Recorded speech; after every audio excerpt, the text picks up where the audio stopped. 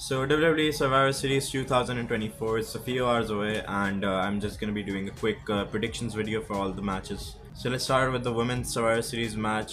This is the most rushed match on the card. Rushed in the sense that this story just doesn't really make sense, and it just feels the teams don't make sense, and it just feels like having a WarGames match for the sake of it, just having a WarGames match for the women. So you have Team Rhea and Team Liv. Team Rhea, we haven't really seen any. They could have done more with the tension building between people like Bailey and Bianca and Bailey and Io Sky. And then you have Rhea Ripley, who obviously just wants her revenge against Liv Morgan. And on Liv Morgan's team, yeah, they could have done more with Liv and Nia, the tension there, because they just had a match and a rivalry. And Tiffany and Nia have been having some issues. They didn't really focus on that either. They could have done more with the story. This just feels like a very forced WarGames match. The match is gonna be good, but the story just doesn't really make sense, and it's not really something that I'm dying to see. Like it's just there on the card. It's like a cool thing. I think Team Rhea is probably gonna win because Rhea already was injured and all that, and they had the match at Bad Blood where Raquel returned. So they're kind of building the Rhea and Liv feud even more. And if Rhea loses here in a return match from an injury, it's just gonna be weird. Unless they extend this feud to WrestleMania and Rhea's team loses here, Rhea loses here, and then Rhea has to go through and win the Royal Rumble and all that. But the feud really isn't that hot for it to be dragged on that long. So I think Team Rhea is gonna win probably, and they're gonna continue with the Jade Cargill storyline with the attacker and everything.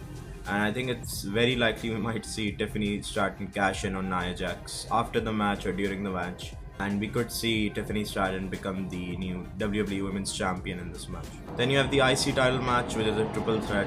You have Braun Breaker, Ludwig Kaiser, and Sheamus. This rivalry has been building for a long time.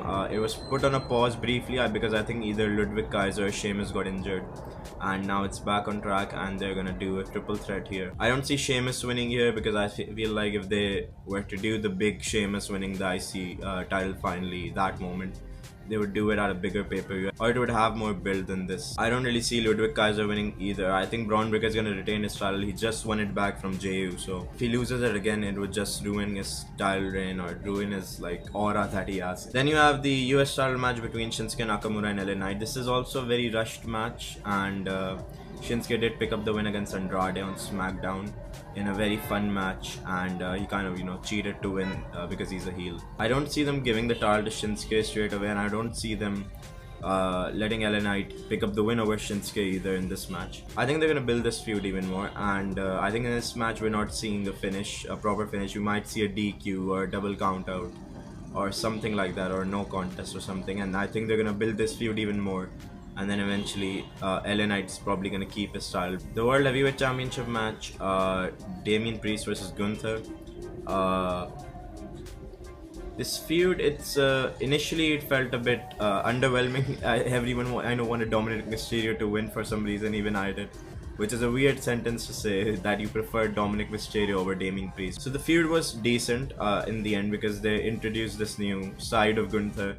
And but I don't see Damian Priest winning at all. I think the dominance Damian has had in the build-up is to cover up for the fact that he will lose in this match, and Gunther will get his confidence back after losing to Cody. And I think maybe Damian dominates the majority of the match, and then Gunther kind of comes back, throws everything in his arsenal at Damian, and he probably picks up the win that way. The match is gonna be awesome. The SummerSlam match was really good as well, but the story is just not at the same level as we would think with a Gunther title reign. I feel like we will get those bigger matches later on between people like Gunther and Rollins and Gunther and Punk. So the men's WarGames match, the Bloodline versus the Bloodline. It's a Bloodline civil war. The story's been really good.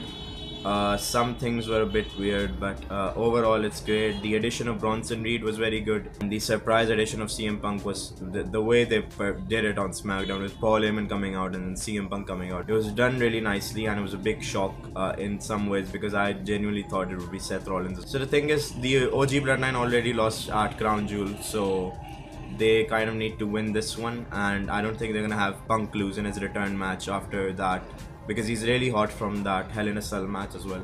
I think the OG Bloodline probably picks up the win, But after the match, we will have a big moment. Either The Rock returns and sides with the new bloodline, or maybe CM Punk turns on Roman Reigns with Paul Heyman. Some big story point will probably happen after the match, and that's what makes this main event so exciting. So these were my last minute predictions for Survivor Series 2024. Hopefully you enjoyed. Like and subscribe, and goodbye.